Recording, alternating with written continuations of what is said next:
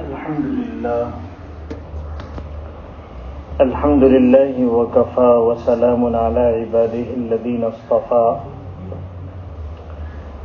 أما بعد فأعوذ بالله من الشيطان الرجيم بسم الله الرحمن الرحيم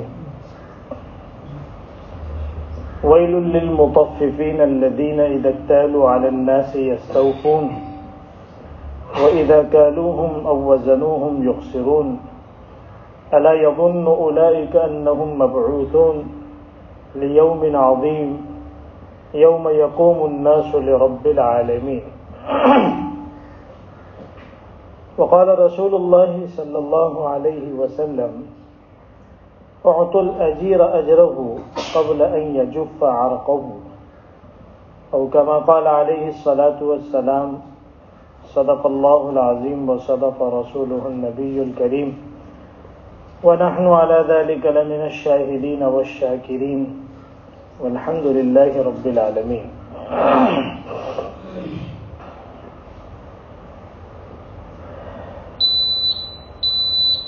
اللہ تبارک و تعالیٰ کی طرف سے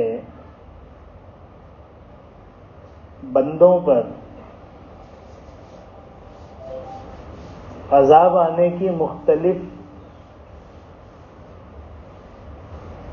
اسباب ہوتے ہیں جن کی وجہ سے لوگ مختلف تکلیفوں میں مبتلا ہوتے ہیں. ظاہر سی بات ہے کہ اللہ تعالیٰ تو ظالم ہے نہیں کہ وہ کسی کے ساتھ زیادتی کرے، ظلم کرے، ناانصافی کرے، ناحق کوئی معاملہ کرے. اللہ تو عدل ہی عدل ہے.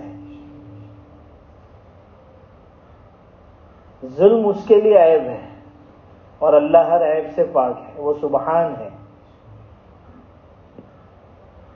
وَمَا ظَلَمْنَاهُمْ وَلَكِنْ كَانُوا أَنفُسَهُمْ يَظْلِمُونَ. اللہ فرماتے ہم کسی پہ ظلم نہیں کرتے، ہاں لوگ اپنے اوپر خود ظلم کرتے ہیں جس کی وجہ سے ان کو مختلف سزاؤں سے گزرنا پڑتا ہے. اس طرح کا مضمون قرآن میں کئی جگہ پر اللہ تعالیٰ نے بیان کیا ہے. آج اگر ہم اور پوری انسانیت مختلف پریشانیوں میں مبتلا ہے، آپ نیوز پڑھتے ہوں گے، خبریں دیکھتے ہوں گے کہ کہیں پر لوگ بھوک سے مر رہے ہیں، قحط ہے، اناج اگ نہیں رہا ہے، زمین سے پانی خشک ہو گیا ہے، پیاسے اور بھوکے ایک بہت بڑی تعداد لوگوں کی مر رہی ہے اور ان کے جسم اتنے لاغر ہو گئے ہیں کہ آپ اپنی آنکھوں سے ان کو دیکھ تک نہیں سکتے. طرح طرح کی بیماریاں جنم لے رہی ہیں. کلائمیٹ اور موسم پوری طریقے سے چینج ہے جس کی وجہ سے مختلف حالات اور پریشانیوں کے لوگ شکار ہیں. یہ کون کر رہا ہے اور یہ کیوں ہو رہا ہے؟ ظاہر سی بات ہے قرآن جو سب سے سچا کلام ہے اور جس کے صدق اور سچائی میں شک کی گنجائش نہیں ہے، اس نے تو اعلان کر دیا ہے کہ یہ تمہاری وجہ سے ہو رہا ہے. ظہر الفساد فی البر والبحر بما کسبت ایدی الناس. چاہے خشکی ہو یعنی زمین، اور چاہے بحر اور سمندر اور تری ہو، کہیں پر بھی اگر کوئی فساد ہے، بگاڑ ہے، تکلیف ہے، اللہ فرماتی ہے تمہارے ہاتھوں کی کمائی ہے.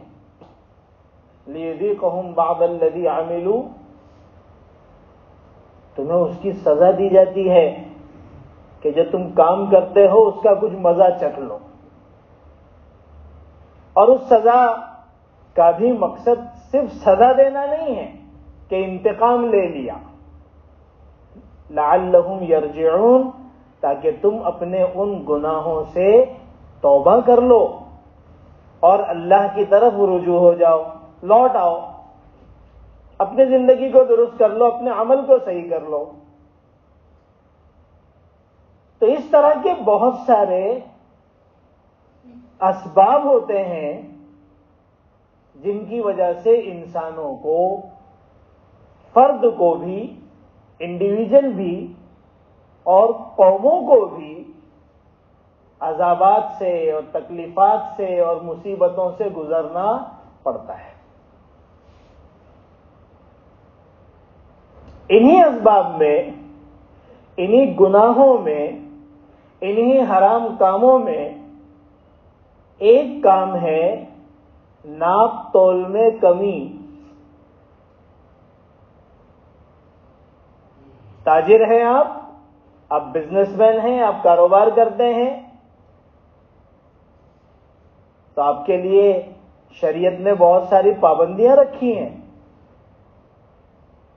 اور اس سلسلے میں اگر کوتاہیاں ہوتی ہیں اور اس سلسلے میں اگر آپ چترائی دکھاتے ہیں اور شاطرانہ چال چلتے ہیں اپنے کاروبار کو بڑھانے کے لیے اور کچھ ٹکے زیادہ کما لینے کے لیے، تو اس پر اللہ کی طرف سے پکڑ ہے. اللہ تعالیٰ نے سورہ تطفیف میں 30ویں پارے میں یہ سورت ہے، ان لوگوں کے لیے سخت عذاب کا وعدہ کیا ہے اور وعید بیان کی ہے جو ناپ تول میں کمی کرتے ہیں. وَيْلٌ لِّلْمُطَفِّفِينَ الَّذِينَ إِذَا اكْتَالُوا عَلَى النَّاسِ يَسْتَوْفُونَ. ناپ تول میں کمی کرنے والوں کے لیے بہت دردناک عذاب ہے. ویل اس کا ایک مفہوم تو ہے افسوس، ان کے لیے افسوس ہے، ایک مفہوم ہے ان کے لیے دردناک عذاب ہے، اور ویل کا ایک مطلب حدیث پاک میں جہنم کی ایک وادی ہے، اس کو کہتے ہیں ویل. کن لوگوں کے لیے ہے یہ؟ جو تطفیف سے کام لیتے ہیں، ناپ تول میں کمی کر دیں. اور ان کا معاملہ کیا ہے؟ اذا اکتالوا علی الناس یستوفون. جب لوگوں سے لینے کا نمبر آتا ہے تو پورا پورا وصول کرتے. بھائی ہم کو تو دمڑی بھی جانا نہیں چاہیے. وَإِذَا كَالُوهُمْ أَوْ وَزَنُوهُمْ يُخْسِرُونَ. لیکن جب دینے کا نمبر آتا ہے تو پھر ڈنڈی مار دیتے ہیں، چالاکی دکھاتے ہیں. اس زمانے میں کاروبار کی اتنی شکلیں نہیں تھی، تو ترازو کے ذریعے سے یا اس زمانے کے اندر جو ناپنے کے الگ الگ، ہم بھی اپنے بچپن میں دیکھے ہیں کہ وہ نمک بیچنے والی آیا کرتی تھی، تو اس کے پاس ایک ڈبہ ہوتا تھا. ہمارے گھر کے بڑے وہ ڈبے کے حساب سے نمک لیا کرتے تھے بائی سے. اب وہ سب زمانے پتہ نہیں ہے یا نہیں، تو جو بھی طریقہ ہو، تو پھر وہ اس کے اندر کیا کرتے تھے؟ کمی کر دیا کرتے تھے. دینے کا نمبر آیا تو کمی، اور لینے کا نمبر آیا تو پورا پورا وصول کرنے کا مزاج تھا. اللہ تعالیٰ نے فرمایا ایسے لوگوں کے لیے دردناک عذاب ہے، جہنم کی ایک خاص وادی ہے جس میں یہ لوگ جائیں گے.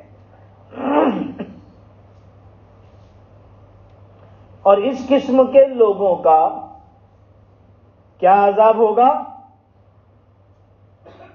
اس کو پہلے زمانے میں ایک قوم تھی جو اس طرح کی بیماری میں مبتلا تھی، اس کے عذاب کو اللہ تعالیٰ نے بیان کیا. قوم شعیب علی نبینا وعلیہ الصلوۃ والسلام، اللہ کے جلیل القدر نبی جب ایک قوم کی طرف بھیجے گئے تو اس قوم میں ویسے تو کفر تھا، شرک تھا، اور دوسری بہت سارے حرام کام تھے، انہی میں ایک بڑا حرام کام جس کو اللہ نے خاص ذکر کیا کہ وہ لوگ ناپ تول میں کمی کرتے تھے. عام مزاج تھا ان کی مارکیٹوں کا اور لوگوں کا کیا ڈنڈی مارنا. کچھ نہ کچھ بچ جاتا ہے نا. ارے 20 گرام بھی اگر بچ گیا اور دن میں 100 کلو ہم بیچتے ہیں تو حساب لگاؤ نا کتنا بچتا ہے. تو کچھ ٹکے کا تو فائدہ ہو ہی گیا. آدمی تو یہی ذہن لے کے چلتا ہے کہ ہزاروں مال پیس جا رہے اس میں ایک آدھ کم کر دو کیا فرق پڑتا ہے, یا ایک آدھ عیب والا ڈال دو, خراب پیس ڈال دو. تو یہ مزاج پرانا ہے, نیا نہیں ہے. جو آج ہمارے پورے معاشرے کا مزاج ہے تو پرانا مزاج ہے. کوئی حضرت شعیب پتہ نہیں کتنے ہزار سال پہلے آئے تھے. حضرت شعیب آئے, سمجھایا, کفر سے توبہ, شرک سے توبہ سکھائی, اللہ کی وحدانیت کو بتایا, دوسرے گناہوں سے روکنے کی کوشش کی. اور انہی میں ان کا یہ جو سب سے بڑا گناہوں میں ایک گناہ تھا کہ وہ ناپ تول میں کمی کیا کرتے تھے اور اس طرح سے اپنے مال میں اضافہ کرنے کی کوشش کیا کرتے تھے. حضرت شعیب نے انہیں منع کیا کہ دیکھو اس سے اللہ ناراض ہو جائے گا, یہ کوئی معمولی چیز نہیں ہے, یہ بندوں کے حق کو مارنا ہے, یہ بہت بڑا گناہ ہے. تو ان لوگوں نے ان کی بات کو مذاق میں لیا اور وہ تو اچھا تھا کہ اتنے پڑھے لکھے لوگ نہیں تھے آج کے جیسے, ورنہ پتہ نہیں کون سی لاجیکل بات کرتے. تو پرانے زمانے کے تھے لیکن تھے وہ بھی عقل مند, شاطرانہ دماغ تھا. اللہ نے ان کی بات کو قرآن میں بیان کیا. وہ بیچارے کہتے تھے آؤ نماز پڑھنے کے لیے, حضرت شعیب کہتے تھے آؤ اللہ کی اطاعت کی طرف, یہ سب گناہ کے کام چھوڑ دو. تو انہوں نے کیا کہا, الصلاۃ تأمرک ان نترک ما یعبد آباؤنا او ان نفعل فی اموالنا ما نشاء. کہ کیا نماز لگا کے رکھا ہے, جب دیکھو اللہ کی طرف آؤ, نماز پڑھنے کے لیے آؤ. کیا تیری نماز ہم کو حکم کرتی ہے کہ ہم اپنے معبودوں کی جو بت تھے اور جو اسٹیچوز کو جو وہ مانتے تھے, مورتیوں کو, اور جو کفر اور شرک میں وہ مبتلا تھے, ہم ان کو چھوڑ دیں اور تیری نماز پڑھیں؟ اور ہمارا جو مال ہے اس میں جو ہماری پریکٹس ہے, ہمارے مال میں ہماری جو پریکٹس ہے کمی زیادتی والی, وہ تمہاری بات کیسے ہم چھوڑ دیں؟ ہم تو اپنے مال کے اندر جیسا چاہے تصرف کریں گے. ہمیں اپنے مال کو بڑھانے کے لیے جو کچھ ہم سے ہو سکتا ہے ہم کریں گے, اور ناپ تول میں کمی ہی ہمارا مال بڑھانے کا سب سے بڑا ذریعہ ہے. اللہ تعالیٰ نے ان کی بات کو بیان کیا. ایک خرابی ان کے اندر یہ بھی تھی کہ جو بیچارے مسافر وہاں سے گزرتے تھے وہ ان کے اوپر حملہ کر کے ان کے مال کو ڈرا دھمکا کر لوٹ لیا کرتے. مال کی ہوس ہی ایسی چیز ہے. اسی لیے اللہ کے رسول صلی اللہ علیہ وسلم نے بہت زیادہ اس پر تاکید کی کہ اپنے دل سے مال کی ہوس کو نکال دو, دل کو مال کی محبت سے پاک رکھو. دیکھیں محبت ہونا الگ چیز ہے اور مال ہونا الگ چیز ہے. ایک شخص بہت بکھرے ہوئے بال, پریشان حال, بیت اللہ کے چادر کو پکڑا ہوا اور دروازے سے چپٹا ہوا ہے اور خوب چلا کہ اللہ مجھے معاف فرما اور میری یہ ضرورتوں کو پورا کر, لگا ہوا ہے. اور اسی کے مقابلے میں قریب میں ایک صاحب کاروبار میں لگے ہوئے اور نوٹ ہی گن رہے ہیں. ایک بزرگ نے دونوں کے دل پر نظر ڈالی تو کہا کہ وہ جو پردے سے چمٹا ہوا ہے وہ ایک سیکنڈ کے لیے اللہ کی طرف متوجہ نہیں ہے، بھلے چلا رہا ہے، دل دنیا سے بھرا پڑا ہے. اور یہ شخص جو نوٹ گن رہا ہے اس کو فرصت نہیں ہے، وہ ایک سیکنڈ کے لیے اس نوٹ کی طرف متوجہ نہیں، وہ اللہ کی طرف پوری طریقے سے متوجہ ہے. تو محبت الگ چیز ہے، جس کا فیصلہ آپ کسی کے پھٹے ہوئے کپڑوں سے نہیں کر سکتے اور کسی کی مالداری سے نہیں کر سکتے. تو ان لوگوں نے یہی کہا کہ بھئی ہم آپ کی بات نہیں سنیں گے، ہمارا جو سسٹم چل رہا ہے وہ چینج نہیں ہوگا. حضرت شعیب سمجھاتے رہے، دیکھو سمجھانے والوں کی قدر کر لو.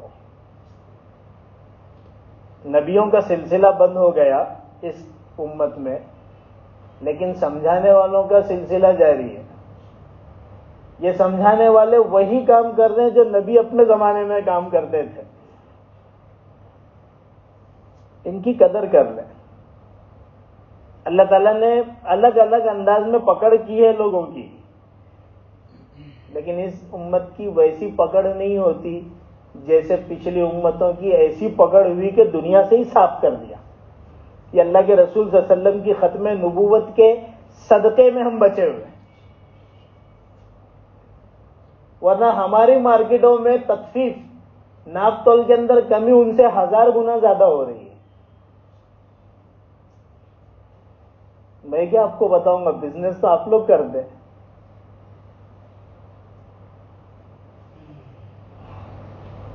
تو حضرت شعیب سمجھاتے رہے،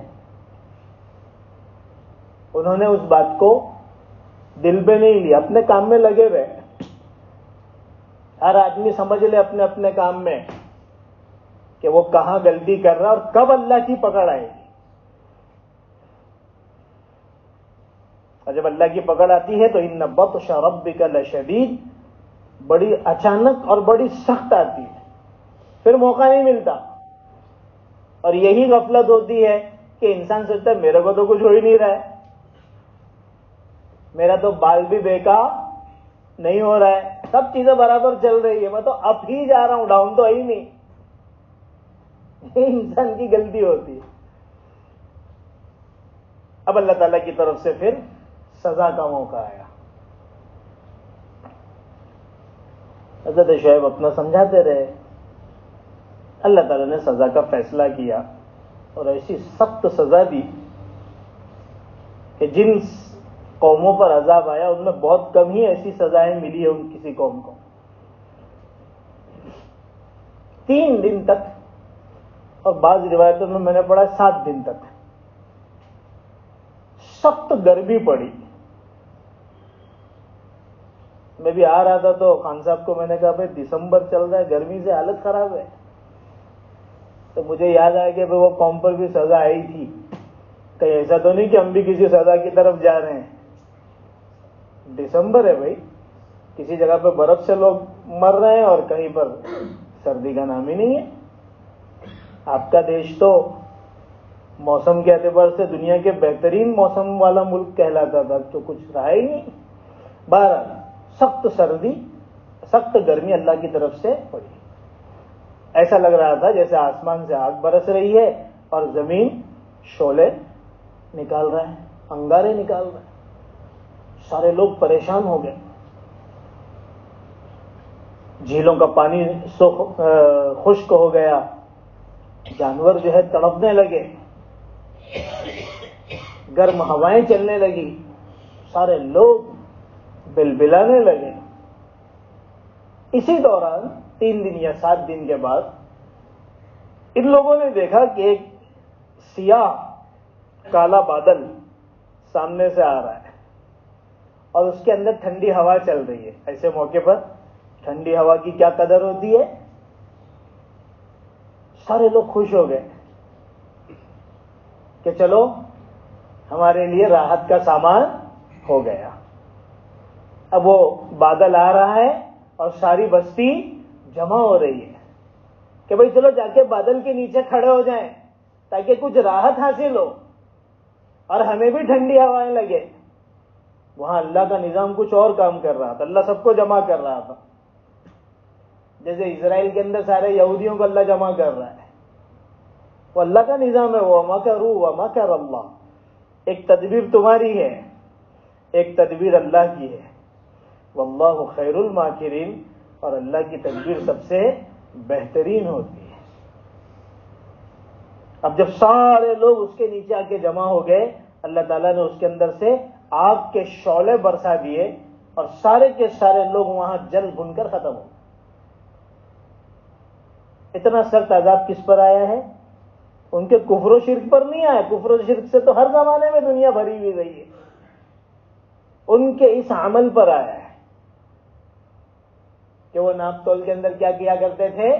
کمی کیا کرتے تھے. یہ اتنا بڑا گناہ ہے تو خالی یہ بنیے کے لیے نہیں ہے اور یہ سبزی بیچنے والوں کے لیے نہیں ہے اور یہ نمک اور ریتی اور سیمنٹ بیچنے والوں کے لیے نہیں ہے. یہ تطفیف کا حکم ہر اس چیز میں آئے گا جہاں پر آپ کو کوئی چیز دینی ہے اور آپ وہاں پر اس کا حق مار رہے ہیں، اس میں کمی کر رہے ہیں. ہر جگہ پہ حکم آئے گا. جس کو آج لوگ چالاکی سمجھتے ہیں کہ بڑا چالاک ہے، عیب دار چیز اگر آپ نے دے دی چھپا کر، یہ بھی تطفیف میں ہے. اللہ معاف کرے.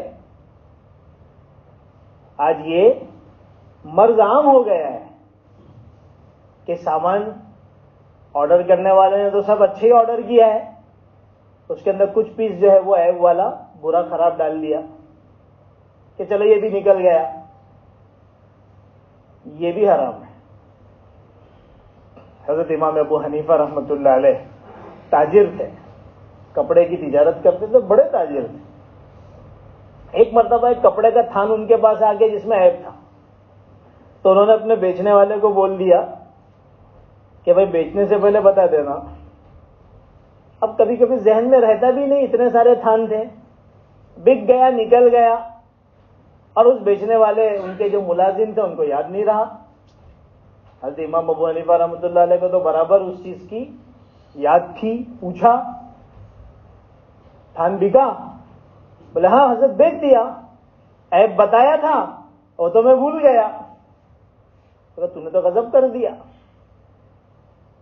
اب پورے شہر کے اندر اس خریدار کو تلاش کیا جا رہا ہے. کوفہ شہر اتنا بڑا، بغداد اور کوفہ اس زمانے کے متمدن اور ترقی یافتہ شہروں میں سے تھے. اب تلاش کر رہے، اب تلاش کر کے اس کو ڈھونڈ ہی لیا اور پھر ڈھونڈنے کا اس کو کہا کہ دیکھ بھائی اس کے اندر یہ عیب ہے، تیرے کو بتانا بھول گئے تھے، تیرے کو بتانا بھول گئے تھے. اب یا تو تیرے کو چاہیے تو لے لے تیری خوشی، ورنہ تو واپس لے کے اپنا پیسہ لے لے. اتنی فکر کیوں تھی؟ کیونکہ یہ اتنا بڑا گناہ ہے. حدیث پاک میں آتا ہے کہ کوئی شخص کسی ایسی چیز کو جس میں عیب ہو بیچے اور اس کے عیب کو نہ بتائے، چھپائے، تو اللہ تبارک و تعالیٰ کے غضب میں وہ مسلسل رہتا ہے. یعنی اللہ اس سے ہمیشہ ناراض رہتے ہیں اور فرشتے اس پر ہمیشہ لعنت کرتے رہتے ہیں. اب چاہے کپڑے میں عیب ہو، چاہے موبائل کے کسی پیس میں عیب ہو، چاہے آپ کے ٹائل کے اندر عیب ہو اور چاہے آپ کے کسی اور چیز کے اندر عیب ہو، ضروری ہے کہ آپ اس عیب کو خریدار کو بتا دیں کہ بھائی دیکھو اس کے اندر یہ چیز ہے. اگر آپ نے نہیں بتایا اور اس کے ذریعے سے پیسہ کمایا تو وہ پیسہ حرام ہو جائے گا. بکرے والے تو باقاعدہ چھپاتے ہیں عیب کو قربانی کے دنوں میں. اندھیرے میں بیچارہ بندہ لے کے آ جاتا ہے 50,000 کا بکرا، اور جب گھر پہ پہنچ کے صبح روشنی پھوٹتی ہے تو پتا چلتا ہے اس میں تو اتنے سارے عیب ہیں. ہاں، تو یہ کیا ہے؟ یہ تطفیف ہے، یہ سامنے والے کے حق کو مارنا ہے، یہ حرام ہے. آپ بتا دیجئے اس میں یہ کمی ہے. یہ بتانا ضروری ہے. اس کو چھپانا حرام ہے اور اس کے ذریعے سے کمانا بھی حرام ہے. یہ کوئی چھوٹی موٹی چیز تھوڑی ہے. آپ کی ساری نمازیں رہ جائے گی, آپ کی ساری عبادتیں دھری کی دھری رہ جائے گی, اور آپ کا سب کچھ محنت بیکار چلا جائے گا اگر ہم نے اس کی اصلاح نہیں کی. حضور اکرم صلی اللہ علیہ وسلم ایک مرتبہ بازار تشریف لے گئے تو دیکھا کہ ایک صاحب گیہوں بیچ رہے ہیں. بڑا اچھا گیہوں لگ رہا ہے. آپ نے اس کے اندر ہاتھ ڈالا, تو پتا چلا گیلا لگ رہا ہے. گیہوں کو ہٹایا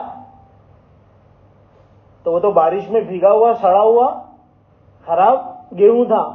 اللہ کے رسول نے کہا کہ تو نے ایسا کیوں کیا؟ اوپر اچھا رکھ دیا, اندر گندا رکھ دیا.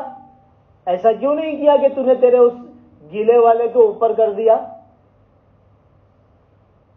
تو اس نے کہا اللہ کے رسول صلی اللہ علیہ وسلم, اچھے کو میں نے اوپر کر دیا اور جو بارش میں گیلا تھا, جو خراب تھا, اس کو نیچے کر دیا. تو حضور اکرم صلی اللہ علیہ وسلم نے اسی موقع پر فرمایا تھا, من غشنا فلیس منا. یہ ہم اپنے بچوں کو مکتب کے اندر یہ حدیث یاد کرواتے ہیں کہ جو ہم کو دھوکہ دیتا ہے وہ ہم مسلمانوں میں سے نہیں ہے. ایک ایک چیز کی آپ کو تعلیم ملے گی. آپ اللہ کے رسول کی چھوٹی چھوٹی حدیثیں دیکھیں, لیکن یہ عجیب قسم کی المیہ ہے کہ وہ ساری تعلیمات کے خلاف آج یہ قوم چل رہی ہے, یہ امت چل رہی ہے. ایک ایک تعلیم, اور سب اس کے خلاف جا رہے ہیں. اللہ سے فرمایا من غشنا فلیس منا. جو دھوکہ دیتا ہے, جو اس طرح سے چھپا چھپا کر عیب کو لوگوں کو بیچ کر دھوکہ دیتا ہے, وہ ہم میں سے نہیں ہے. مسلمان بننا ہے اور مسلمان دکھانا ہے اپنے آپ کو اور اسلام کو بتانا ہے تو آپ کو عیب بتانا پڑے گا. آپ کو سامنے والوں کو اس کا پورا حق ادا کرنا پڑے گا. آپ کے لیے اس کی اجازت نہیں ہے. یہ تطفیف کا جو حکم ہے یہ ہر چیز میں. ایک آدمی کسی جگہ پر ملازمت کرتا ہے, اس کے لیے ضروری ہے کہ پورا ٹائم دے. اگر اس میں کمی کرتا ہے تو یہ بھی تطفیف اور حرام ہے. 8 گھنٹے کی ڈیوٹی ہے, 6 گھنٹے کی ڈیوٹی ہے, 4 گھنٹے کی ڈیوٹی ہے, اس کو اپنا 4 گھنٹہ پورا کرنا ہے. کبھی کچھ آگے پیچھے ہو گیا تو اس کو بھر دیں آگے اور وقت ڈال کے, لیکن پورا کرنا ضروری ہے. اگر وہ یہ چیز نہیں کرتا ہے تو اتنی وقت کی کمائی اس کے لیے حرام ہو جاتی, حرام ہی ہو جاتی. یہ چھوٹی موٹی بات نہیں ہے. ہاں, اگر اس نے اپنے سیٹ کو بتایا, سیٹ نے کہا کوئی بات نہیں, چلو ٹھیک ہے, آدھا گھنٹہ لیٹ ہے, نیکسٹ ٹائم بتانا, تو کوئی مسئلہ نہیں ہے. لیکن جہاں پر یہ سسٹم نہیں ہوتا ہے, اور سرکاری اداروں کا تو آپ کو حال معلوم ہی ہے کہ کیا ہوتا ہے. بس آ کے حاضری لگا کے, چائے پی کے, پان تھوک کے چلے جانا ہے. اللہ تعالیٰ ایسی نوکریوں سے بھی حفاظت فرمائے کہ جہاں کا ماحول ہی ایسا اور ہم بھی ویسے بن جائیں. اسی طریقے سے کسی کے حق کو وقت پہ ادا نہ کرنا. ایک آدمی نے ملازمت کیا, آپ کے یہاں پہ اجرت پہ کام کیا, اور جب بیچارے کا ٹائم آ گیا تنخواہ کا, تو آپ تنخواہ ہی نہیں دے رہے, اب اس کو لیٹ کر رہے ہیں. تو اللہ کے فرمایا مثل الغنی ظلم. آپ میں دینے کی کیپیسٹی ہے, پھر بھی آپ بیچارے کی جو ہے وہ اجرت نہیں دے رہے, یہ ظلم ہے. اور اللہ کے رسول نے تعلیم دی, اعطوا الاجیر اجرہ قبل ان یجف عرقہ, کہ بھائی ملازم اور مزدور کو تو اس کی اجرت اس سے پہلے دے دو کہ اس کا پسینہ خشک ہو. اسی پہ تو اس کا گھر چلتا ہے. تمہارے جیسا تھوڑی خزانہ بھر کے رکھا ہے اس نے. تو یہ ساری شکلیں جو ہیں یہ اللہ کی پکڑ کی شکلیں ہیں. ان سے اپنے آپ کو بچانے کی ضرورت ہے اور اپنے معاملات کو درست کرنے کی ضرورت ہے. ورنہ چھوٹے سے معاملے پر قوم شعیب پر اتنا سخت عذاب آیا ہے. اللہ تعالی ہمیں بھی مختلف عذابات کے اندر مبتلا کر سکتے ہیں. اور ایک بات یاد رکھیں دنیا کا نظام مسلمانوں کے حساب سے چلتا ہے، غیروں کے حساب سے نہیں. وہ بھلے ہوا میں اڑیں اور سمندروں کے اندر جو ہے وہ تیریں اور لمبی لمبی عمارتوں میں، ان سے کچھ چلنے والا نہیں ہے. تو ان کو جو دینا ہے اللہ دے دیا، وہ کھا رہے پی رہے عیش کر رہے. نظام جو چلے گا اور نظام کے اندر جو چینجز آئیں گے تبدیل، وہ ہماری وجہ سے آئیں گے. کیونکہ کائنات تو تمہاری وجہ سے چل رہی ہے نا، ایمان والے کی وجہ سے. اللہ کے رسول کی صحیح حدیث ہے، ایک ایمان والا بھی رہے گا میں اس پورے نظام کو چلاؤں گا. ارے بھائی کافروں کی وجہ سے چل رہی ہے، یہ تو اللہ کا کرم ہے کہ ان کے کفر کے باوجود اس کو کھلا رہا ہے پلا رہا ہے سب کچھ، لیکن نظام اللہ تعالیٰ نے ایمان والوں کی وجہ سے چلا ہے. تو ہمارے بگڑنے سے نظام بگڑے گا، جس کی تکلیف سب کو جھیلنی ہے. ارے بھائی گرم ہوا چلے گی تو انگریز ہوگا تو بھی گرمی گرم لگے گی، اور مسلمان ہوگا تو بھی لگے گی، ہندو ہوگا تو بھی لگے گی، سکھ ہوگا تو بھی لگے گی. ٹھیک ہے، وہ جا کے اے سی میں بعد میں جا کے بیٹھ کے اپنی گرمی دور کر لے گا، جو نہیں کر سکتا بیچارہ پھنس جائے گا.